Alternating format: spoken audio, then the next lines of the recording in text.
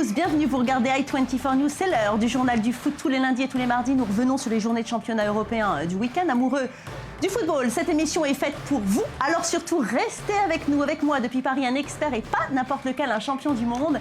Emmanuel Petit. Emmanuel, bonjour. Bonjour Valérie. Alors quel bonheur de vous retrouver sur l'antenne d'i24 News comme chaque semaine. Merci d'être avec moi tout au long de cette émission. Et puis j'ai aussi Lise Barenbaum qui est là avec moi en plateau. Lise, bonjour. Bonjour Valérie. Alors vous scrutez la presse sportive, rien ne vous échappe. Merci de m'accompagner. Aujourd'hui, un programme chargé donc avec la Liga et la Première Ligue. Restez avec nous, c'est parti.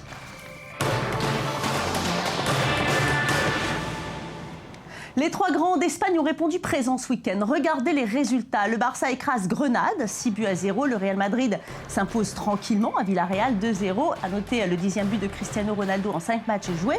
L'Atlético Madrid frappe du poing sur la table et atomise le FC Séville, 4-0. Valence fait match nul contre la Real Sociedad, un partout. Par contre, nouvelle contre-performance de Bilbao qui concède le match nul à domicile, 0 partout contre Eibar. Alors Emmanuel Petit, déjà 10 buts inscrits pour Cristiano Ronaldo, un début de saison absolument affolant pour celui qu'on appelle CR7.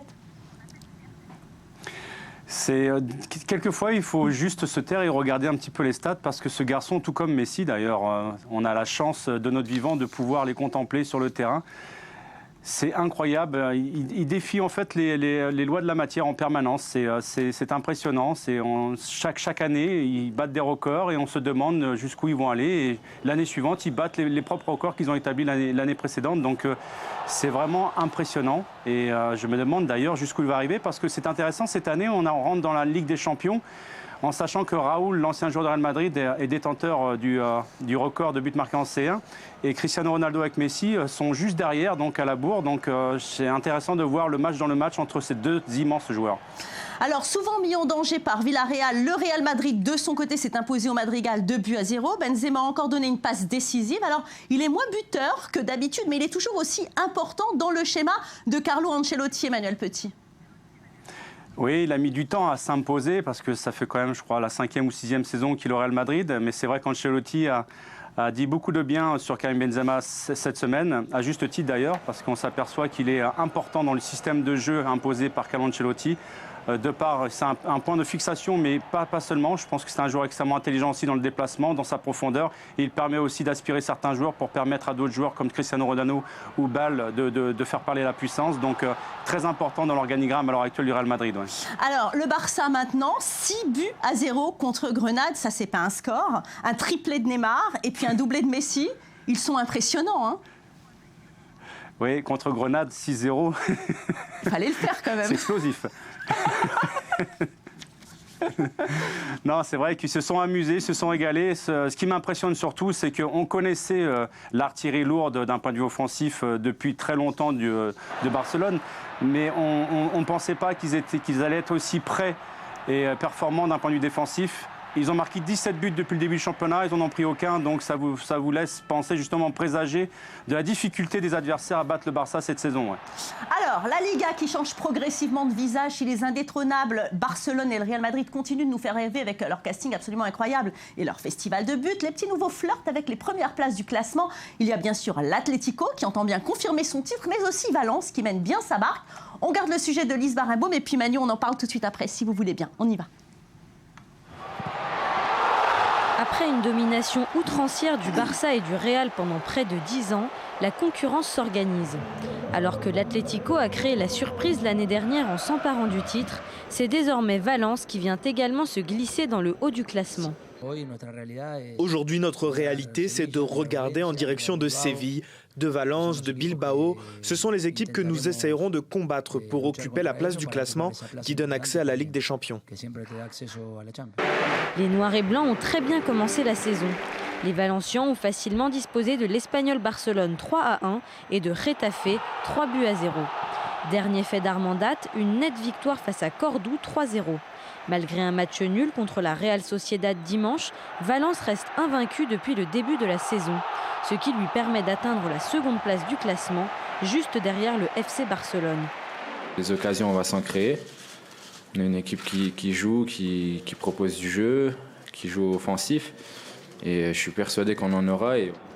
Avec un beau recrutement estival et l'arrivée de Lucas Orban, André Gomez, Rodrigo, Otamendi, le club tché veut signifier qu'il faudra compter sur lui cette saison. C'est surtout le prêt d'Alvaro Negredo en provenance de Manchester City qui devrait aider Valence à se qualifier pour la compétition reine. Les autres grandes écuries européennes s'intéressent même aux pépites valenciennes. Chelsea et Arsenal seraient prêts à embaucher Paco Alcácer prochainement. Pour les anciens adversaires du club qui a dévoilé David Villa, la qualité de l'équipe espagnole ne fait pas de doute. Nous savons que Valence est une équipe importante, qui a une trajectoire importante en Ligue des Champions et qui joue très bien au football. Aux côtés de Valence, un autre outsider tente d'atteindre les cieux espagnols, le FC Séville, vainqueur de l'Europa League l'année dernière. Mais pourtant, les Andalous se sont fait remettre à leur place ce week-end par l'Atlético Madrid. Une défaite cinglante 4-0 qui a le don de calmer les ambitions des Sévillans, même s'ils se maintiennent à une honorable 4e place. Après les étincelles de l'Atlético Madrid l'an dernier, le Real et le Barça voient leur domination contestée. Un suspense qui a de quoi ravir les fans de ballon rond. Et de retour sur ce plateau du Journal du Foot avec Emmanuel Petit. Alors Emmanuel, on vient de le voir dans le sujet, entre 2004 et la victoire de Valence et 2014 et celle de l'Atlético, la Liga s'était partagée finalement entre deux clubs, le Barça et le Real Madrid. Il fallait bien que ça change quand même à un moment donné. Ouais, mais je pense que ça va être encore compliqué dans la mesure où ces mastodontes que sont le Barça et le Real laissent souvent que des miettes. Alors c'est vrai que l'écart s'est réduit sur cette dernière décennie. On voit aussi que Valence, depuis le rachat du club par Lim, le Singapourien, où il a réduit les dettes de moitié, on s'aperçoit aussi qu'ils sont en train de renaître de leurs cendres. Et je crois que c'est intéressant de voir que la prochaine journée, on aura un choc de la Liga entre l'Atlético et Valence. Donc ça sera intéressant de voir. En l'occurrence, l'Atlético jouera aussi contre la Juve en milieu de semaine en Champions League. Vous avez un favori sur ce match-là ou pas ?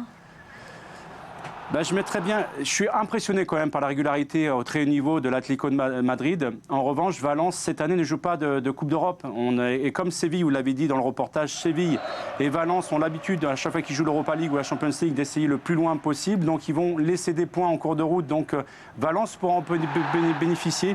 Valence peut très bien devenir l'Atlético de Madrid il y a 3 ans. Donc, pourquoi pas. Mais sur ce match-là, je vois bien Valence tirer son épingle du jeu. Ouais.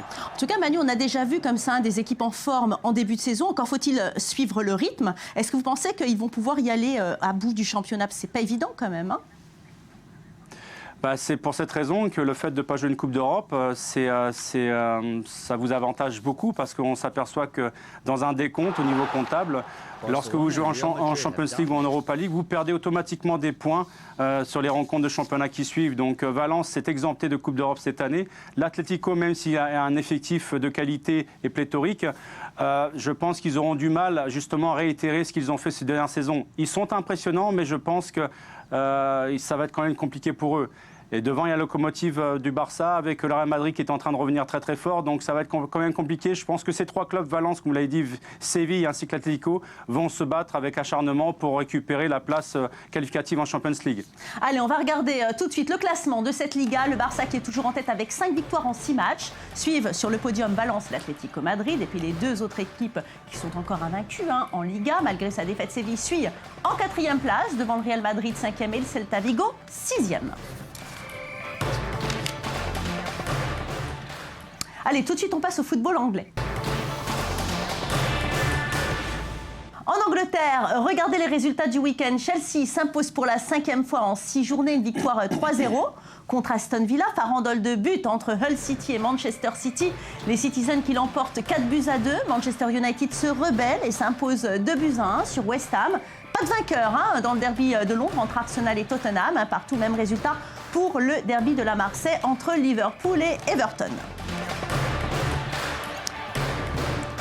Alors Emmanuel Petit, Chelsea qui emballe la Première Ligue, une victoire facile, 3-0. Et puis des Blues qui dominent complètement le classement. Est-ce que finalement on peut dire que c'est une surprise ou pas ? Non, bien sûr que non. Ils avaient déjà un effectif extrêmement important et de qualité.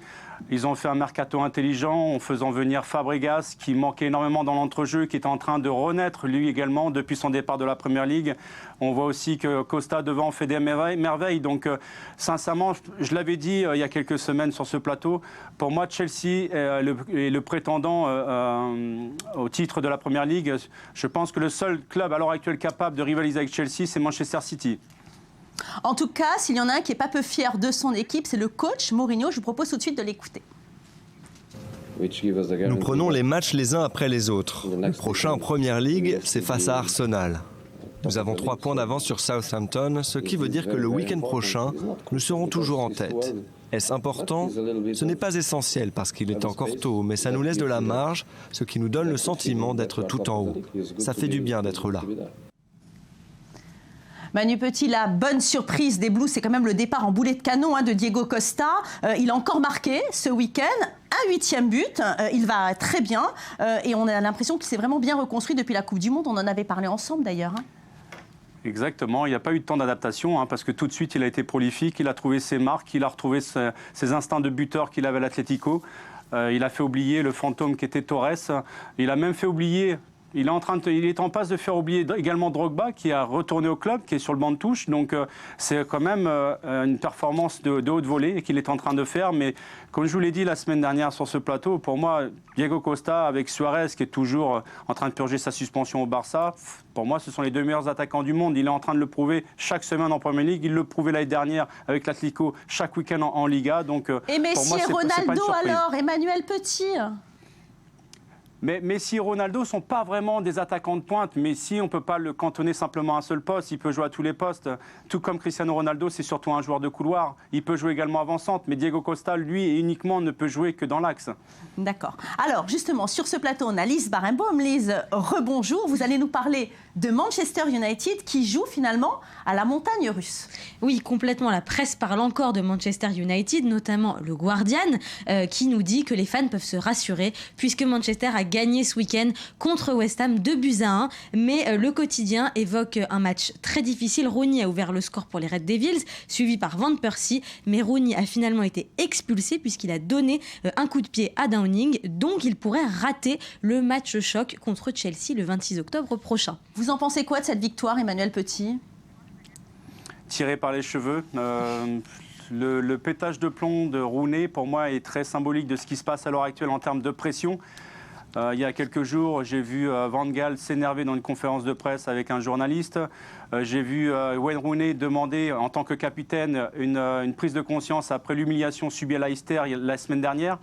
Donc il y a la défense qui est pointée du doigt en permanence. À l'heure actuelle, Van Gaal est en train de se tirer les cheveux pour savoir qui il va faire jouer en défense centrale, parce qu'ils ont dépensé 200 millions d'euros sur l'attaque et le milieu de terrain. Donc il est critiqué en plus, Van Gaal, par ses illustres compatriotes comme Ruud Gullit, ouvertement dans la presse. Donc beaucoup de turbulences. Vous avez souligné qu'il jouait un match capital contre Chelsea. Sachez que la semaine qui suit, il rencontre Manchester City et la semaine qui suit après, il rencontre Arsenal. Donc un mois capital, on sera fixé vraiment sur la valeur de Manchester United. Bon, en tous les cas, je vous propose de l'écouter, Louis Van Gaal. Je suis très satisfait de l'attitude de mes joueurs parce qu'ils se sont bien battus. Je leur ai dit après la rencontre, vous devez tous être applaudis pour ce très bon résultat. Donc Lise, 3 points pour Manchester et pour Van Gaal qui est encore très contesté. Oui, parce qu'en fait, ce qui a retenu la presse, c'est le faux départ de Manchester United, puisque vous l'avez dit, pour rappel, ils ont perdu contre Leicester 5-3. L'équipe va même jusqu'à surnommer Van Gaal Louis Van Gammel. On a aussi le quotidien britannique. C'est violent ça, non, Manu Petit, Louis Van Gammel? Ouais, je crois que c'est dur quand même, parce que Van Gaal est un très très bon entraîneur avec un palmarès énorme. Donc c'est le début. Début de la crise. On a aussi des chiffres qui sont ressortis par la presse britannique, le quotidien The Independent, qui analyse les 5 raisons pour lesquelles Louis Van Gaal est pire que David Moyes, son prédécesseur malheureux. Alors le point d'accroche important, c'est la défense, puisqu'à la même époque l'an dernier, Moyes n'avait encaissé que 4 buts contre déjà 11 pour la nouvelle équipe. Même constat désastreux dans le Télégraphe, qui ressort des chiffres alarmants, notamment United n'avait pas perdu après avoir mené 2-0 depuis 30 ans. Ils sont affreux ces tabloïds. Vous les connaissez bien d'ailleurs, Oui, Emmanuel Petit. C'est faire des comparaisons avec l'année dernière. Vous savez, quand vous aviez Vidic, Patrice Evra et Ferdinand en défense, Oui. ces trois tauliers avec une immense carrière, c'est facile de faire des comparaisons. Oui, alors cette victoire de Leicester, finalement, est-ce qu'elle tient au miracle ou presque, Lise? En fait, on a d'autres journaux anglais qui cherchent les raisons du désastre, notamment le Daily Mail, qui nous raconte que l'équipe de Leicester avait un grand avantage puisqu'elle a été bénie par des moines bouddhistes avant le match. En fait, c'est le propriétaire thaï du club qui avait fait venir les religieux pour insuffler un bon karma à son équipe avant le match. Qu'est-ce que vous en pensez, Manu? On y va se faire bénir, nous, par ce prêtre bouddhiste? Ça marche, vous croyez, pour gagner un match? Au PSG.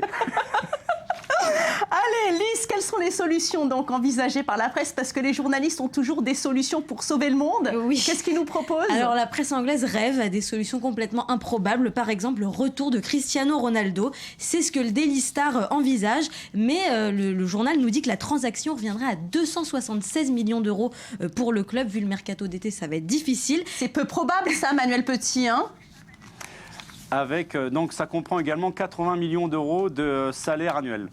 Allez, c'est fini pour aujourd'hui. Manu, Lise, eh bien c'est toujours trop court en votre compagnie. On se retrouve demain pour une nouvelle édition sportive. Merci à vous de votre fidélité à nos programmes. En attendant, restez avec nous. L'info continue sur i24 News.